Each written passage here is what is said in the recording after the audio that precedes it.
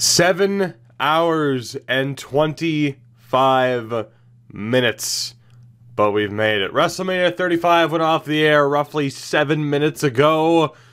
I wanted to get my initial thoughts out there. This will not be a sequence-by-sequence rundown of the Mania card, but my thoughts and opinions on one of the better Manias all time, I would say, in terms of ring work, but perhaps the best example in WWE history of why Wrestlemania, if you insist on having this many matches, should be a 2-day event with TakeOver and the Hall of Fame on Thursday and Friday, night 1 on Saturday, night 2 on Sunday, and then of course Raw, SmackDown. Jesus Christ, that's a lot of wrestling. But this card is the primary example, I would say. This is the new standard bearer as to why there should be 2 nights of Mania, similar to what New Japan is doing. We know that will not be the case, of course. Tampa Bay, Raymond James Stadium, I believe it still is, home of the Tampa Bay Buccaneers, will be the host of WrestleMania 36. And I don't expect that to be a 2-night event, so I look forward to doing this again next year. Not really, because, as is tradition now, ever since, really, Mania 32? Was it 32? In Dallas, where they just really started to hype up, like, my God, here's every match you could ever want. To hell with the consequences. Let's get into this, right? Let's get into this. WrestleMania 35, I already mentioned, in my opinion, one of the better WrestleManias in terms of in-ring work, but obviously it very much suffered from the length. 16 matches over those 7 hours and 25 minutes. My God, do I really want the initial reactions out there, or should I just go to bed? Tony Nese defeated Buddy Murphy to become the new Cruiserweight Champion. Solid 10-minute match. Not surprised that Tony Nese won, with him being from the area. Buddy Murphy's still amazing, while it would be viewed as a demotion. I'm struggling to see who NXT has on their roster right now to feud with new champion Johnny Gargano. I'd be okay with you sending down Buddy Murphy. Just throwing that out there. Carmella wins the Women's Battle Royal. A couple of standouts, Dana Brooke and Sarah Logan, who was last eliminated by Carmella, who was eliminated first last year, wins this year. Is not bad for a 10-minute Women's Battle Royal. We then get the Raw Tag Team titles, The Revival and Dash Knockout Punch Wilder, defending their titles against Kurt Hawkins and Zack Ryder. And again, we have hometown kids, or at least from the area, getting the job done. Hawkins and Ryder win the tag titles. Will they lose them immediately? Probably. You know what my bet is? I bet we see the Undisputed Era on Raw tomorrow, and Fish and O'Reilly end up winning the tag titles. Just a guess. With Adam Cole losing on Friday, I don't see the Undisputed Era sticking around in NXT. That's just a bold prediction from a very, very tired man. Really good match, though, for, again, like a 13-minute match. Hawkins and Ryder get a big win. Cool for them, but I think the trend of Ryder winning at Mania and then immediately losing the title that he wins will continue onward. But a good moment for those two, especially with how long they've been around in the company for. Of course, Hawkins left and then came back. And then we have the Arm Bar, the Andre the Giant Memorial Battle Royal. Strowman wins. It's amazing to me how Strowman, you know, how they've handled him over the past year. And especially, too, like, my God, is he in the best shape he's ever been in? And he's reduced to, you know, screwing around with Saturday Night Live guys when SNL didn't even hype up Mania, apparently. Screwing around with SNL talent in a battle royal. Damn shame, but at least he got on the card, and I think that's the attitude for most of these matches. Screw 2 cards of 8 matches each. No. Everyone gets on the card. To hell with the consequences and the toll it takes on the crowd, which we'll get into in a little bit. The main show started off, surprisingly, with Brock Lesnar defending the Universal title against Seth Rollins. Rollins takes a good, 3 to 5 minute beating before the match starts. Bell rings. Within 2.5 minutes, Rollins beats Lesnar, wins the Universal title. The correct result, hot start to Mania. Of course, it's kind of frustrating because we've seen Lesnar kick out of a hell of a lot more in his matches with Roman, and the lack of consistency is the big reason as to why Lesnar's matches have had just nothing. Like, they've done nothing for me pretty much, I mean, beyond like his first few defenses after crushing Cena at a SummerSlam, that's about it. But hey, Brock, whether or not you go and get a big paycheck by getting manhandled by Daniel Cormier or not, best of luck to you, but thank God Rollins is champion.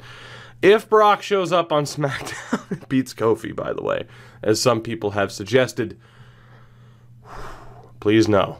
You want him for the Fox deal, whatever, please no. AJ Styles and Randy Orton had a SmackDown main event, or perhaps a second, second from the top pay-per-view main event. Like, okay, so you're not the main event of Backlash, but you're the other big match on Backlash. It was that type of match. And again, disappointed by an AJ Styles match at WrestleMania. I mean, granted, when Shane McMahon is the best match he's had in the Mania, I was extremely disappointed by the Jericho match. The Shane McMahon match at 33 delivered. Last year's match against Nakamura was so horrifically disappointing. And perhaps I had my expectations too high. But even this match, it was just, what you would expect from these two. But didn't hit the next level. Very disappointing in that way, but not a bad match. Oh, God, the SmackDown Tag Titles. This is technically match 7, but the third match of the card. Technically, I mean, if you really want to think of it, only the second match. But SmackDown Tag Title match was tremendous. I hate the pairing of Rusev and Shinsuke, and I think you can kind of tell just by my comments about the Styles match. Big Shinsuke fan, not excited about how he's being used, but I would have been had he gotten at least a month run with the WWE title last year. That would have been cool, but we can't have nice things. The Usos retain. Ricochet and Aleister Black look great. I'm intrigued to see if they get broken up. One to Raw, one to SmackDown over the next few days. The big spot, though, Cesaro, a star in his Mania match. Not bad. But again, the Usos retain, which I'm okay with. Shane McMahon and The Miz. The best match up to this point. Completely over-delivered. So we go from the shocking opener to a decent, good, your average good match with Styles and Orton. Solid tag match. And then this match, out of nowhere. Shane and The Miz. Over-delivered in every way. Miz's dad, again, became the biggest meme on the planet. Tremendous spot to end it with the superplex off the scaffolding. Shane steals a win, because why not? I guess we're going to continue this feud. I don't see any way it ends right now. It's going to keep going, and Miz will get his eventually. It's Shane's first win in a singles match since WrestleMania 17, though. So that streak is over. Really solid, though. Women's tag title match, the Iconics. Boston Hug Connection is the worst name for a goddamn tag team. Nia Jax, Tamina, and Wikipedia, it says the Divas of Doom. Beth Phoenix and Natalya. They really hyped it up, making you think that Phoenix and Natalya were going to win. And thankfully, the Iconics stole it. The right result. I thought, honestly, Banks and Bayley, that they were going to retain. But a nice little surprise. I think the vision that a lot of people had for, Becky with one title, Charlotte with another, and then, of course, Sasha and Bayley with the tag titles to end Mania. That went out the door. The second Charlotte beat Asuka. So, that's a good result. Good result. Out of the other tag teams involved, the Iconics are the most interesting of the three. And actually, I don't want to say worth watching, but, they kind of killed Bayley and Sasha's momentum a long time ago. Damn shame. Match number 10. Kofi Kingston and Daniel Bryan. This is why Mania needs to be split up into 2. Bottom line is, this match killed the crowd because this match was the main event. The most intrigue.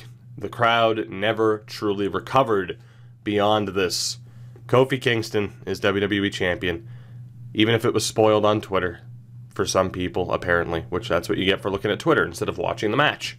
Watch the match. Don't be like, oh yeah, I'm watching the match. Oh my God, they're releasing the Kofi shirt, but you spoiled it for me. Put the phone down.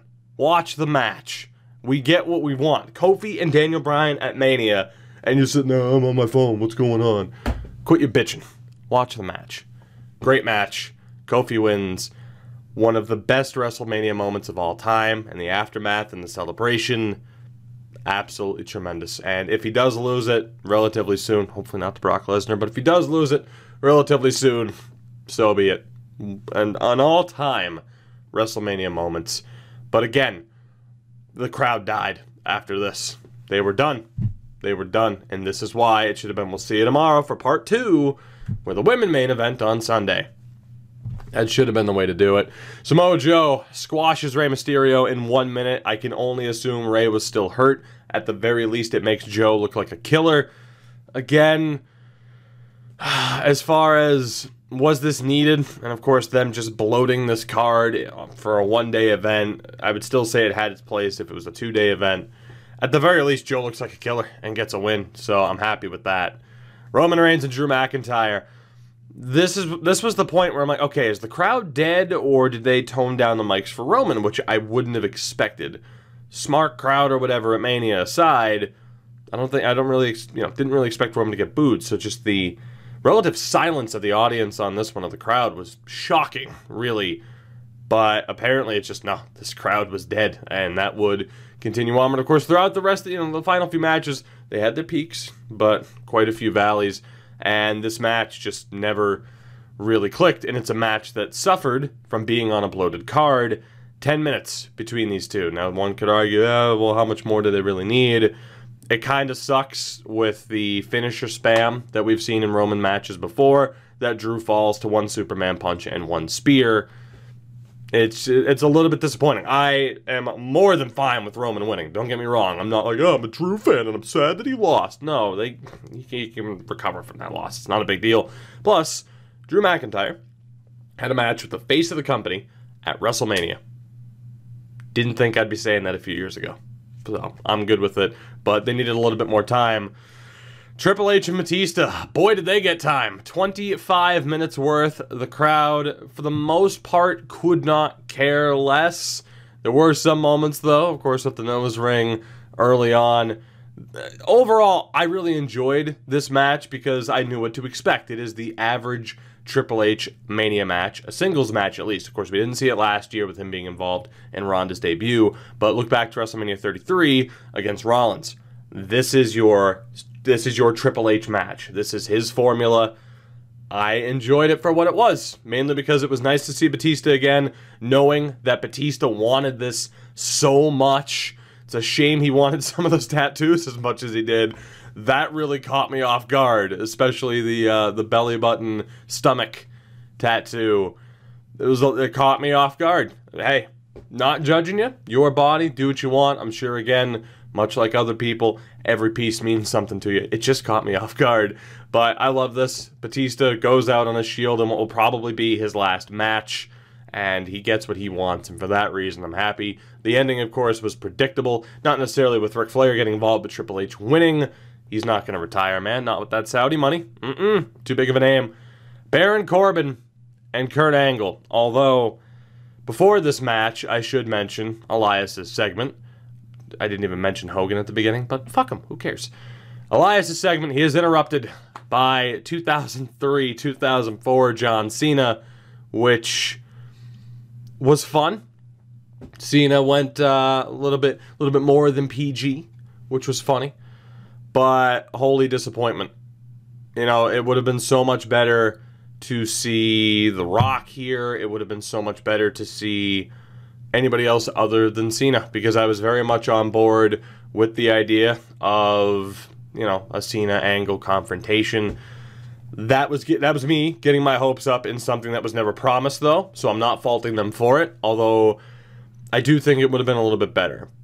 Angle loses to Corbin in 6 minutes. That's not a surprise. That's fine. Again, it's Kurt's last match. That's tradition. You go out with your, facing the lights. That's fine.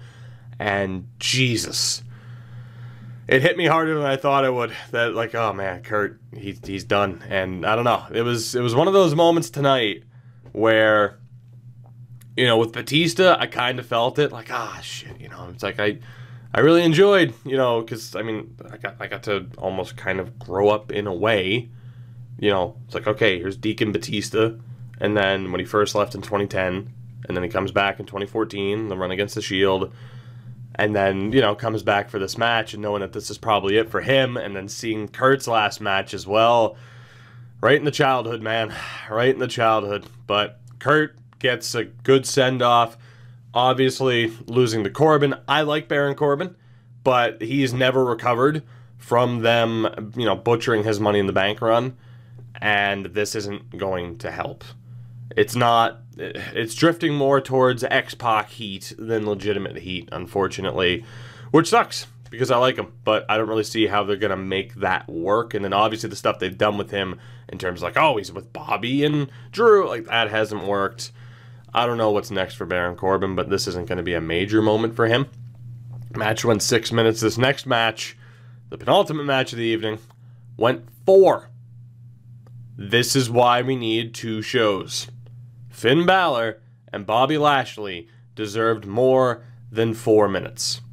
But it's the Demon, so it's supposed to be a quick match. That's fine. Gotta be honest, though. Lashley with the green contacts looked a little bit more badass than Demon Balor. Gonna say it. Love me some Finn Balor. Have for a long time. I'll pull my I've been a New Japan fan since 2011 card. I love me some Finn Balor. However, I mean... I don't know. Again, the crowd, relatively dead. The entrance wasn't as big as it could have been, as it should have been. Balor does regain the IC title, but, you know, for Lashley's first WrestleMania since, what, 24? No, he wasn't even on 24, was he? No, he was on, I know he was on 23, obviously. Battle of the Billionaires. I just don't remember if he was on 24. I think I'm thinking of Batista and Umaga. He was gone by WrestleMania 24 in Orlando. But his first Mania match in a long time, he deserved better. Again, 2-night cards. This match would have gotten at least a little bit more time, which would have been nice. But again, it was always going to be a relatively short match. And then we get to the main event. Ronda gets a great entrance with Joan Jett. Charlotte gets a great entrance. Not necessarily mimicking, that's not the right word for it, but paying homage to one of Ric Flair's greatest entrances via helicopter, and then, of course, Becky. They work their asses off. The blood, the scrapes, the bruises prove that. Is this the new standard for triple threat matches? No. But damn it, they worked their ass off. They did their best to get the crowd in it at some moments. But the finish fell flat. And I'll tell you why. I get what they were going for with, you know, oh my God, Ronda just lost for the first time. So basically Ronda's going for Piper's Pit on Becky. Becky catches her in a crucifix. Shoulder was kind of not down, but Becky catches her with a crucifix, pins Ronda. That's Ronda's first pinfall loss. Becky wins. However, it was out of nowhere, and I just don't think it was the right way to do it, to have it look like more of a fluke victory as opposed to, my God, Becky's so crafty, she got her. It felt like more of a fluke victory because it was out of nowhere. The match was 21.5 minutes, but it needed a little bit more time to build to something like that with Becky catching her. Unfortunately, for me at least, it was a bit of a flat ending. It's the right result, don't get me wrong, and I mean, in terms of them just, you know, in terms of WWE being like, okay, here you go. We're gonna give you the right results, the fun results. People, in terms of, you know, rooting for the babyface and Seth Rollins over Lesnar. Sure, of course, there are people who are gonna root for Lesnar. People wanted Rollins to win. Rollins won. Kofi, I mean, come on. Who wasn't rooting for Kofi? I am maybe in the top 1 percentile of, or whatever the hell, big Daniel Bryan fan. I'll pull my I've been an ROH fan since 2005 card, thank you. Shout out to my Uncle Brian who got me into ROH and TNA when it was good. He helped a lot. That said, you know, you had people actually rooting against Daniel Bryan and for Kofi to win, and they went with the right result. And here, they went with the right result. Becky won, but the ending was not as satisfying as it needed to be because it wasn't a definitive ending. I'll bring it up. Chris Benoit, WrestleMania 20, definitive ending. Taps out Triple H. Just, that type of feeling, like, fuck yes, perfect result. WrestleMania 30, Daniel Bryan taps out Batista. Fuck yes. Becky, 1, 2, 3. Fuck yeah! Like, just not quite the result, not quite what you're looking for. The crowd being a little bit dead because, again, 7-hour and 25-minute show certainly didn't help. I mean, if you wanted, again, if the moment was, my God, she outsmarted Ronda and she's the first person to beat Ronda and she won the titles as a result, I get what you were going for. I suppose it depends on what's happening with Ronda next. Is she taking time off as, rumored, or is she sticking around? But my argument is, if Ronda's taking time off and it's the whole rumor's true about, oh, she wants to start a family and she's going to be gone for a while, tap out to the Disarmer and give Becky that overly satisfying win. If not, I mean, odds are you're going to go to Becky against Charlotte anyway if Ronda's gone. Although, who knows what's going to happen with the unified belts? Are, all the women going to be getting moved to one brand? Are we getting, whether Raw, SmackDown, or their own brand? We'll see. Or whether or not Becky just defends it on both shows. But the finish was just a little bit off for me. I think it should have ended with a tap out to the Disarmer as opposed to a random roll up. Aside from that, aside from obviously the very tired tone to my voice, this was, again, probably one of the better Manias where the big moments will really stand out. But again, yet another year of crowd fatigue being a major factor. We saw it last year with Ronda's debut match and just how the crowd really struggled to recover from there. But you look at the opening matches of the main card, Rollins winning against Styles and Orton was fine. SmackDown tag match I really liked. Shane and The Miz I really liked. The Iconics winning was great. And then Kofi winning, tremendous. But from there, it dipped. The Joe squash, that's okay for what it was. But Roman and Drew, Roman and Drew, Raw main event, basically. Triple H and Batista, I enjoyed it, but if you have a dead crowd for a Triple H style match, aside from the big spots, Corbin beating Angle, expected, but still meh. It just, 2 shows, please. Saturday, Sunday, I'm begging you. New Japan can do it, you can do it. That's all I'm saying. Quickly, before we wrap things up here, because I know people were asking, NXT on Friday was absolutely outrageous. Opening tag match between War Raiders and Aleister Black and Ricochet was tremendous.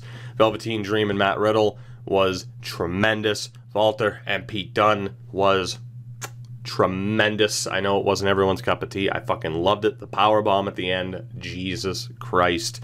The women's match was good. And that's saying something when the worst match on the card was good. I don't even know if you want to call it the worst match on the card, but to me, the most predictable result, because who the hell was going to beat Shayna Baszler out of these 3? None of them. And I honestly don't know who goes on to beat Shayna Baszler. I don't know if they're going to build up Io Shirai to do just that. I was going to mention, too, for Charlotte, my God, is she great. Is she best women's wrestler in the world? Is she better than Io Shirai and Stardom or whoever else? Maybe, maybe not, but damn, she did well to carry the main event tonight. And then obviously the main event, Cole and Gargano, a little bit polarizing because of a lot of the Lesnar-esque, let's just spam stuff, but amazing match. Right result, I feel, with Gargano winning. I expected Cole to win and Gargano to go up, but obviously with what I said earlier, I think now, Undisputed Era are going to get called up. Tremendous match, although, speaking of which, I don't know who the hell Gargano faces now, which is why I suggested Buddy Murphy go down, because they have to build some people up to get to that level. And, for the hell of it, I have the tab open. G1 Supercard. Pretty good. Half good.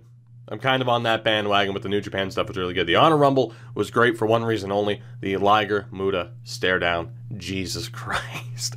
Cobb and Ospreay was amazing. It's a shame that Rush and Dalton Castle was 15 seconds, but if Castle's injured, I guess that kind of makes sense.